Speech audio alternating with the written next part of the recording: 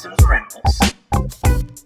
Hey YouTube, Dawson Ryder here. In today's video, I'm going to be ranking all of the main releases of the Dino Megazord / Daijujin that I own. Now, I think these are all of the primary versions that exist, and I'm technically not ranking the original Japanese release. I'm primarily ranking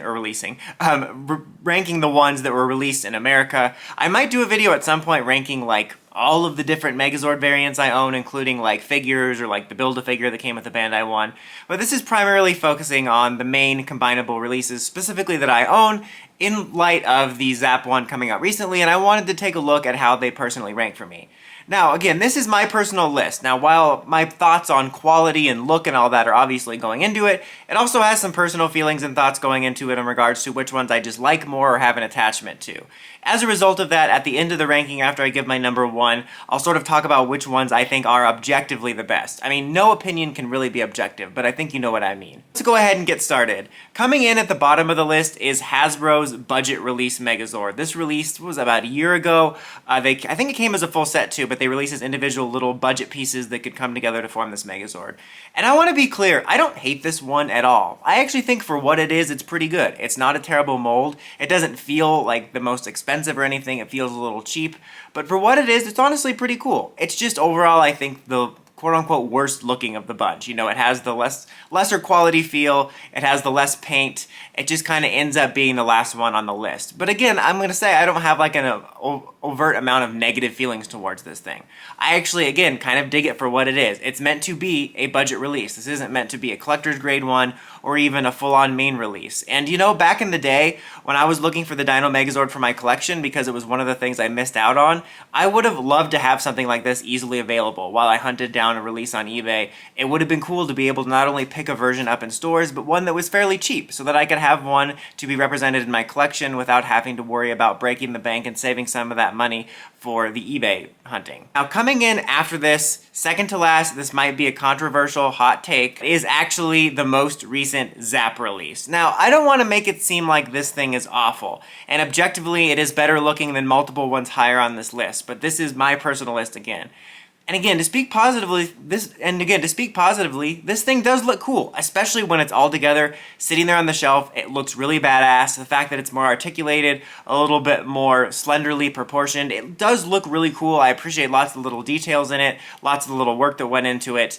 But for me, it all comes down to the price. It just does not feel worth it for the price. And not even in just a standard, nah, this isn't worth it, but it feels cheap and brittle in some areas. Mine has some loose joints that are far looser and cheaper feeling than something like this should feel. Some of the pieces and panels feel brittle. Something that costs $164 or $160 retail should not feel cheaper than like a $25 Dino Charge Ninja Steel Bandai America release Megazord to me in terms of the brittleness. Like, that just doesn't compute to me, especially like after the long wait, and when this was announced I was thinking, oh, this is going to be ultra premium, and then it had me thinking, I wish there was one a step down from this, that was a little lesser quality, that was more affordable from people. And this almost feels like that release.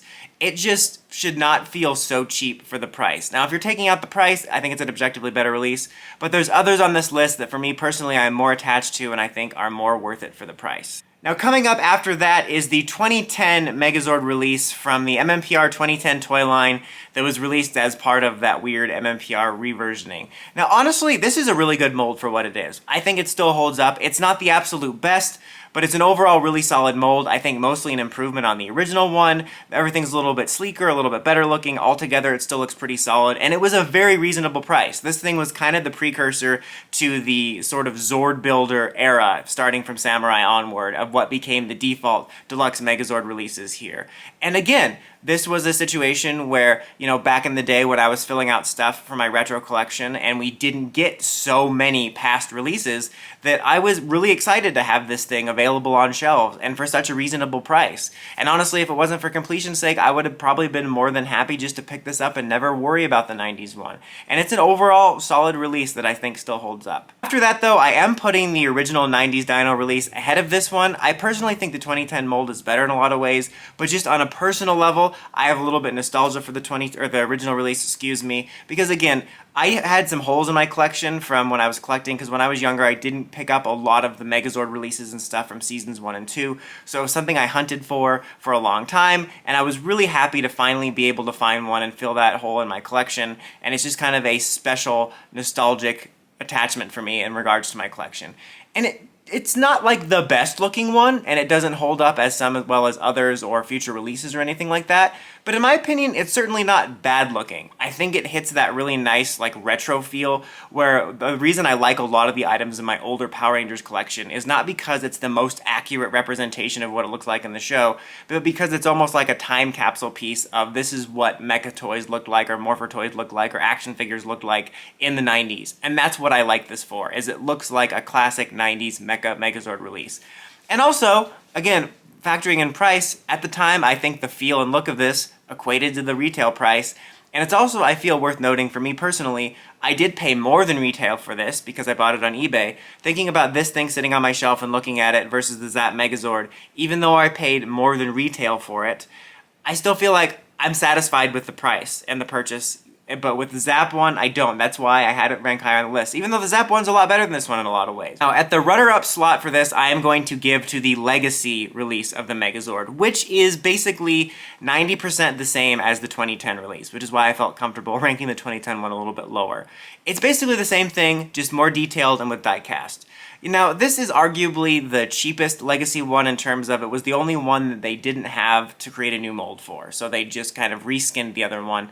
And while it would have been cool to see them make an updated mold, I honestly like the 2010 mold, and for me, this thing still holds up, and it's probably my favorite still, like, regular release. I know there's one ahead on this list, but I'm talking about, you know, one that's not like a high expensive collectible. This was a higher end item, but it wasn't like, you know, Chococan Zap prices, and I still think it holds up. And the look of it improves on the 2010 Megazord for a more premium look. The die-cast doesn't look out of place or make it look weirdly cheap like it sometimes can, and it gives it a solid collectible feel, which I really appreciate. Like, taking that thing down from the shelf for the review, you know, for the Zap Megazord, it still feels like, yeah, this feels more worth the money, and it feels like a solid, you know, investment.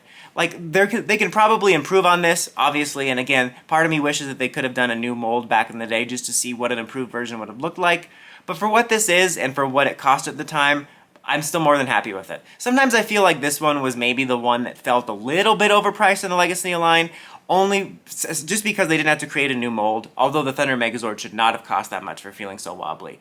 But you know what I mean. Whereas like with the Dragon Zord and stuff, you had a new mold going on, in this one you're still paying a premium price for something you've already had. Even though I felt I paid a little bit more than I should, I never felt like I got gypped. Now, number one on this list is the Soul of Chococan release, which is the one I highlighted as probably the best combiner release in my review. And it really is. I think the overall best looking both individually and together. You know, it's definitely expensive, but it looks fantastic. And it sits on like this opposite end of the Zap one, where the Zap one looks really good, but it doesn't feel worth the money, and you definitely feel like you're paying more than this thing is worth.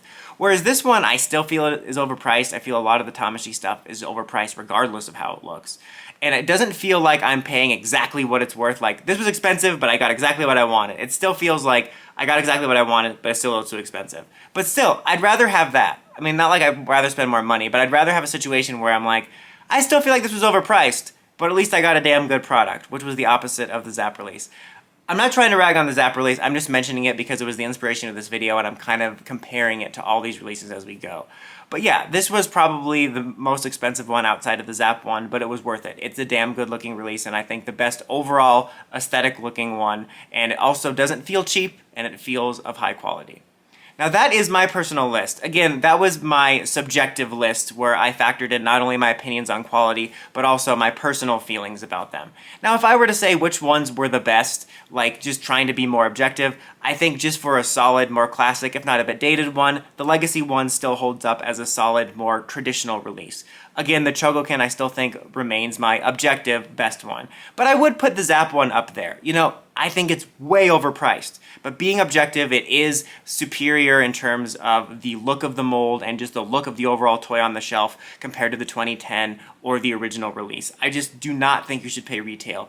Wait for a sale. When I recorded my review, it was on sale on GameStop for $124, which is honestly okay if you really want it.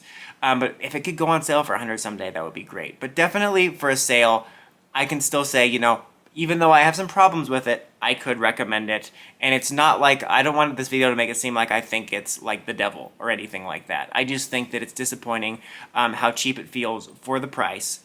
But it's still a good looking Megazord, and if you can find it for a good price, you can probably find it cheaper than some of the ones on the aftermarket from the old releases. But that's just my list. Let me know what your list is in the comments.